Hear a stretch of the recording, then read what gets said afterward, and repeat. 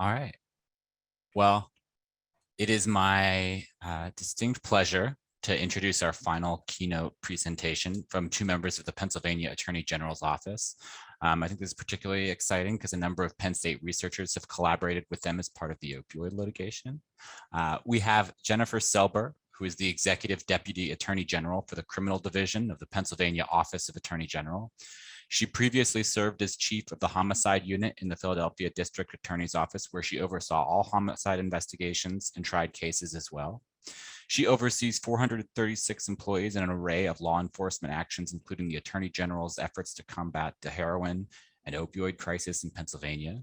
She is a fellow of the American College of Trial Lawyers, one of the premier legal associations in North America.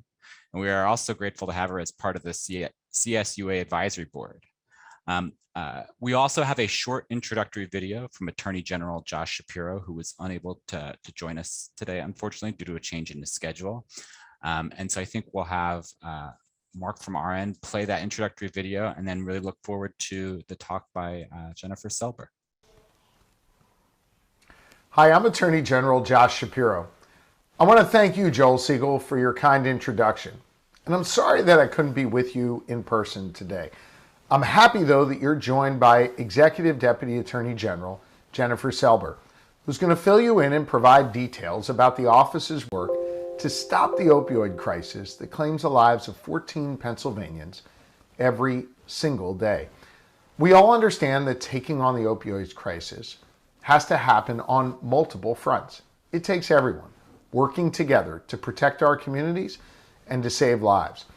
Thank you for being here.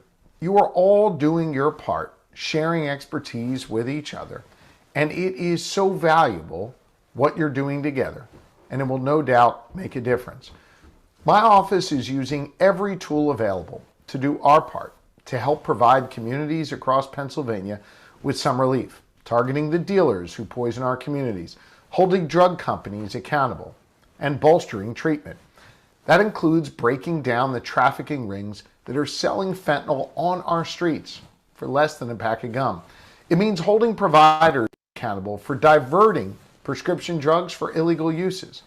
And it means holding the big companies that manufactured this crisis accountable, the pharmaceutical companies. Our settlement with Johnson & Johnson and the 3 large drug distributors here in the United States will bring more than $1 billion back to our Pennsylvania communities for treatment services. That will allow us to also expand our work to connect people with treatment. We're going to keep doing all we can in the Office of Attorney General to support your work, from enforcing the law, getting you the needed resources, and helping get folks into treatment, all with the goal of saving lives. Thank you for all that you do. I appreciate the work you're doing in our communities, and I look forward to continuing our strong partnership. Thank you.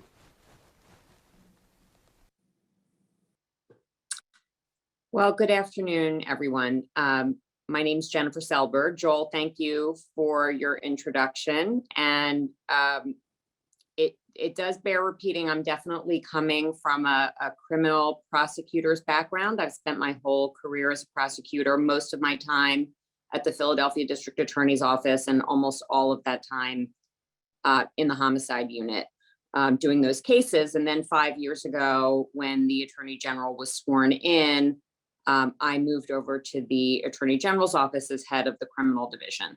And our office has a large criminal division, but also has a civil half. And I'm going to talk about both today.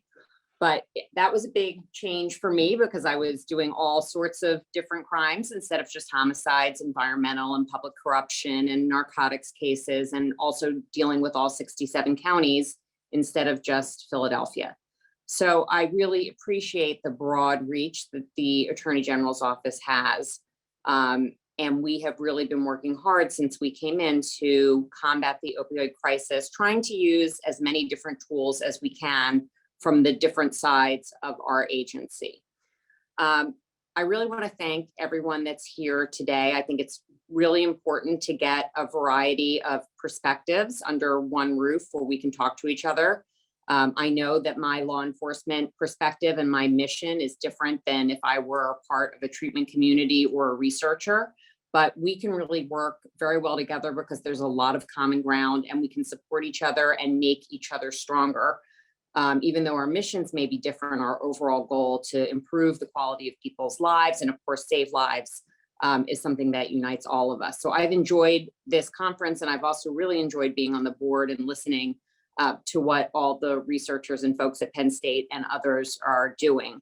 And actually want to get access to more of that information because I feel it's so informative and so helpful. So as you just heard AG Shapiro say, we've lost 5,172 people to overdose deaths in 2020, which is more than 14 Pennsylvanians every single day. I mean, it's just devastating. And so I'm going to talk first about sort of traditional law enforcement, and then I'll move on to other areas. But we do have a large narcotics enforcement group all across the state, and we focus on long-term drug investigations where we're targeting and seeking to disrupt violent drug trafficking organizations. So these are groups that are really funneling large amounts of what we're seeing is mostly heroin, fentanyl, methamphetamine, some cocaine onto the streets. And usually this is accompanied by a great deal of gun violence. So those are the groups that we target on the criminal side for these long-term investigations. We also pay attention to trends, what we're seeing on the street and what we are recovering. And we are seeing, I thought your keynote speaker at the beginning, Dr. Serta, was excellent. I loved listening to her. And she reflected what we're seeing on the streets, which is, you know, when I started at the AG's office in the beginning of 2017, we were seeing a lot of heroin and some fentanyl and carfentanil mixed in that heroin. And then over the last 5 years, we have seen fentanyl completely overtake heroin. And now what we're recovering off the streets is almost exclusively fentanyl. And heroin is a small part. And we attribute that to how unbelievably inexpensive fentanyl is. So for drug dealers, they can use it to cut almost anything and they can make much more money. So as a result, as Dr. Serta said, we're seeing polyuse with fentanyl in everything. So that's very concerning from an overdose perspective, obviously. So we're seeing it take over heroin almost completely. Our cocaine seizures are full of fentanyl. Our methamphetamine seizures are full of fentanyl. And most concerning, recently, we're recovering a lot of counterfeit pills that are fentanyl. And I'm sure this is being studied now. I attribute the spike in young people having overdose deaths. There's a big increase in that now, high school age, college age, young adults. And a lot of these young people are buying what they think is Xanax or Percocet. They have no heroin use, so they don't have any tolerance to that type of drug. And then they're taking fentanyl pills and dying. So that is a concerning trend that we're seeing. And I know Dr. Serta touched on that as well in her opening remarks. So that's sort of the street level intervention that we're doing. But we're also looking, you know, drugs go into our communities, not just from the street corners, but also from doctors' offices.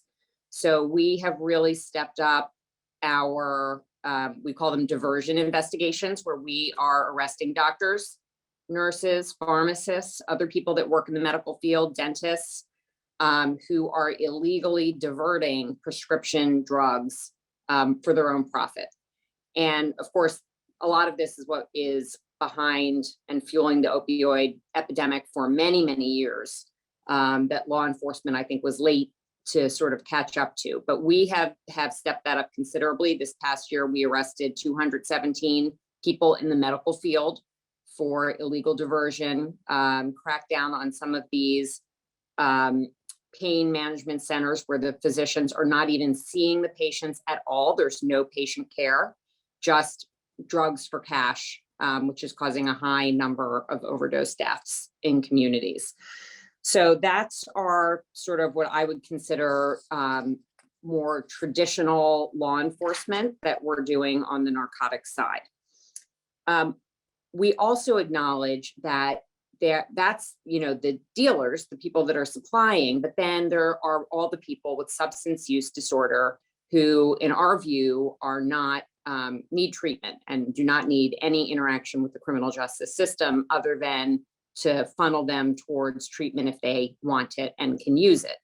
So we wanted to be a part of that, sort of pushing out treatment. And so in 2018, our office developed and launched a program called the Law Enforcement Treatment Initiative. It goes by the acronym LETI, L-E-T-I. And the idea behind this initiative is just that we are putting it out to the 67 counties in Pennsylvania. It's up to the county whether they want to adopt this policy or not, but the policy allows police officers who come into contact with people with substance use disorder to connect them with treatment without any fear that that person is going to be arrested.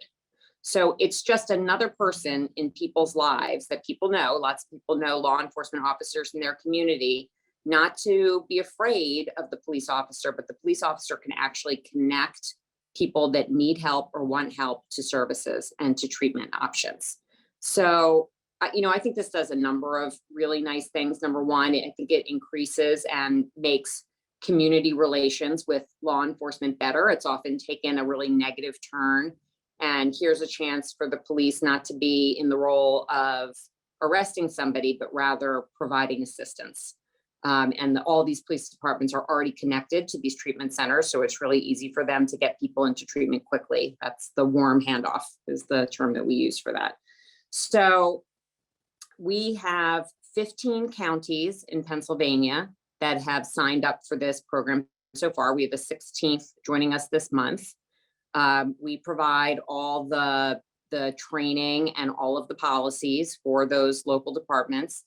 The AG will go out to the kickoff meeting, usually with the local DA, and try to get some publicity around the new program so that people are aware of it, so that they're not afraid to go to their local police station or police if they need help and don't know where else to turn.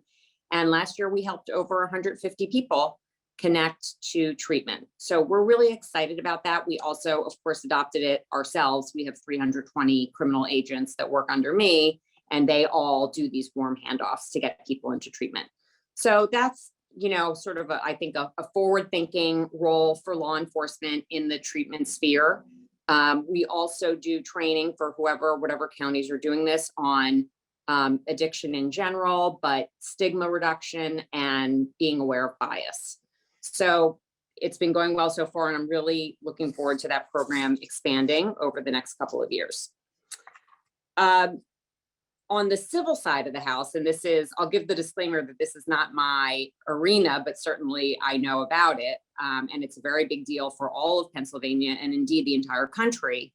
The Office of Attorney General led a bipartisan group of states to come to this historic settlement for the opioid distributors. It's the three largest. It's AmerisourceBergen, Cardinal Health, and McKesson, and Johnson & Johnson.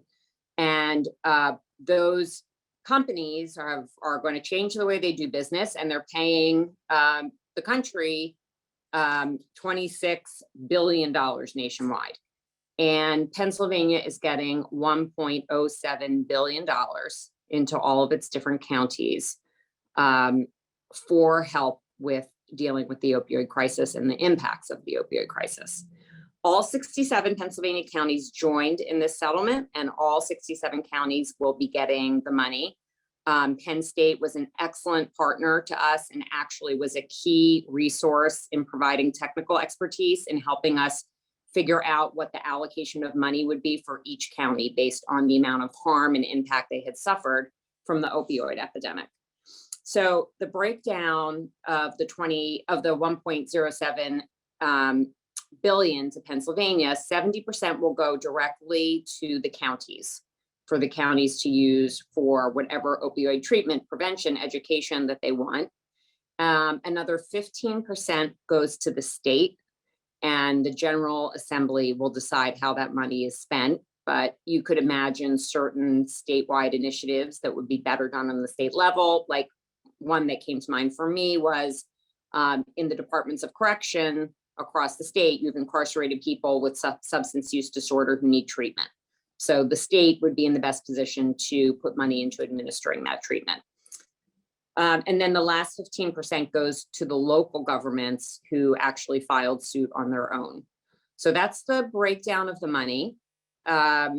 We hope to be getting the first payment out in the spring, so in the next couple of months, and then a second payment out in the fall, and then it will continue yearly. Counties really have a very wide array of options in terms of how they can use this money. There's details in the agreement. It's sort of a 14-page appendix that actually lists what it can be used for, but it was written in a very broad spirit so that the counties could decide what the best use of those funds were. But it can be anything from expanding use of naloxone and access to naloxone. It can be data collection and research. It can be syringe programs, treatment for incarcerated populations, stigma reduction programs. So all of that is on the table. So, I'm really looking forward, as I'm sure many of you are, to having this money come into the community so that we can, turn around and really try to make a difference for all of these people that have been so hard hit by this crisis. And that underscores a point that I think is very, very important, which is the role of research institutions in all of this. I know for law enforcement in general, we're always trying new strategies to see what is going to work and trying to pull back on what is failing, but we often don't do a good job of actually collecting data and analyzing that in a sophisticated way. And research institutions are a natural partner for law enforcement to give us feedback about what strategies are working and are useful, and we could then replicate them in other places, and what is not working or maybe is even counterproductive. So we are trying that. We have an initiative in Philadelphia in the Kensington area, which for those of you who aren't familiar with it, it's sort of the epicenter of the opioid epidemic. There's a lot of violent drug trafficking organizations there. Murder rates in Kensington are sky high. And we do a certain approach where we do these interruptions for the gun violence and these drug trafficking, and then we partner with city services to come in after us and provide services to the people that live in the neighborhood. So there's an enforcement action followed by city services coming in. And Temple University is evaluating that program to see whether it's working. And I don't know the answer to whether it is or not. I think there's some hopeful signs, but that is the type of analysis and feedback that I think has often been lacking and is so crucial. And that will be the case with this money because it works for law enforcement, and it's the same for all of these programs that come in to try to support, whether it's violence interrupters or in the opioid crisis or the substance use disorder crisis. We want to put money into things that are working. And so Penn State and others, it's so important that they evaluate these different programs because we don't want to put money. We have a certain amount of money to use over these next 17 and a half years, and we want to put money into the programs that are working and that are producing results. And we need that analysis and feedback because we have many years of this money coming in, and we don't want to be making the same mistakes year after year, and we want to make sure we're funding the things that are working. So I see this as just an excellent partnership that I hope to do more of. I feel like I could use you guys in a number of projects that we're working on at the Attorney General's office. And I want to thank everybody for their very hard and tireless work on such an important issue. And hopefully we can make some people's lives better for all the work that we're doing. Thank you. And I will be happy to answer any questions. Hopefully they're criminal questions, but I'll even answer opioid settlement questions as best I can. Great. Well, thank you. I'm just pulling from some of the Q&A questions. There was a question about whether you're seeing xylazine, the veterinary sedative, in any of the drug supply. Yes, we have actually just recently started seeing that. So yes, I should have mentioned that actually. That has come up in our last couple, we meet weekly to talk about what we're seeing, but yes, we are seeing that. Great. There was also a question about to what extent do some of the new policies regarding the opioid epidemic take into consideration, maybe those that are on the side of dealing drugs, whether they're receptive to treatment, or how that might be addressed in some of these ongoing policies? Yeah, that's a great question because, I think it's really important to be specific when we're talking about law enforcement in this space, because there are drug dealers that are very violent and dangerous, probably some of the most violent and dangerous people, and they are driving murder rates in many of our urban centers. There are also drug dealers who are also drug users, and they are normally working at a much lower level and are essentially selling drugs to be able to use drugs, to afford to be able to use drugs. So to me, those are two very different groups. And then of course you have people that don't sell the drugs at all, but are just suffering from substance use disorder. So I think many agree, many in the law enforcement community agree, certainly I agree, that for that substance use disorder group, you want to be providing treatment. There's absolutely, it's extremely counterproductive for so many different ways to criminalize that. But a lot of people forget about that middle group. So at the Attorney General's office, when we are going after these violent drug trafficking organizations, that's intel based, and we're doing that based on shootings, murders and non-fatal shootings that are happening on those blocks attributed to those groups. That's a different group. They're not usually in need of treatment. They are protecting a very profitable business with guns. And so, however, it happens in our enforcements that you will get lower level people who are in that category, Joel, that the questioner is talking about.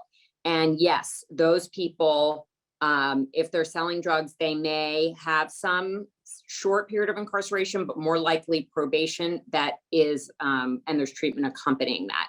So I think that is an important distinction on both sides, because I think when we started talking about substance use disorder and not criminalizing that, I think some people thought in their minds, drug dealing is a non-violent enterprise. It's a victimless crime, and nothing could be further from the truth. It is highly violent with many, many victims who live in the neighborhoods where these drugs are sold.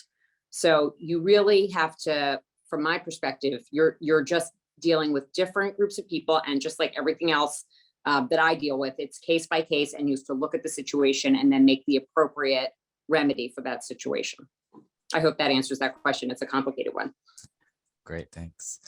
There's another question related to some of the settlement funding and the extent to which, it sort of breaks down to counties or to single county authorities. Can you maybe talk a little bit about kind of what this is going to look like? Yeah, so the money is going to be held in a trust with a board of trustees. My understanding is it gets sent to the county, to whatever entity is doing the budget for the county. So let's say the county commissioners.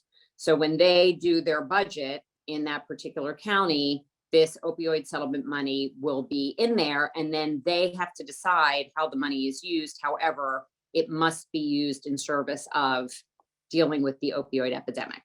So it's got to fit those kind of broad requirements. But I think the thought was that each county has their own particular set of issues that they're dealing with, and locally they're best set up to address those issues and design something that will work for that county with whatever the particular problems are. So it's whatever county authority is responsible for the budget will get the money, and then we'll make the distributions. Great, thanks. I think those are the questions that I've seen now. I can sort of stall for a second in case there are maybe any final questions that anybody in the audience might have. certainly appreciate, you taking the time. This is, really interesting. And I think, I think highlights some of these collaborations that can happen across, both academia and the Attorney General's office and the state.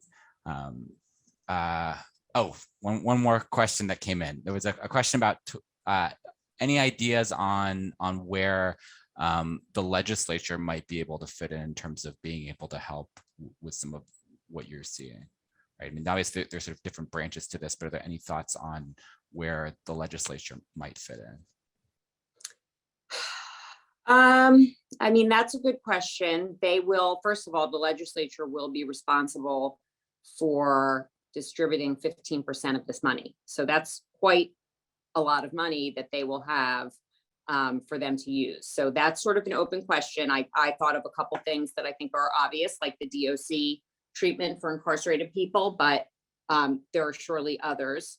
There are things, and you don't necessarily need the legislature for this, but I know that at the Office of Attorney General, we spoke out in favor of fentanyl strips not being characterized as paraphernalia. Because if you read state criminal law, fentanyl test strips would be the same as like a crack pipe, for example.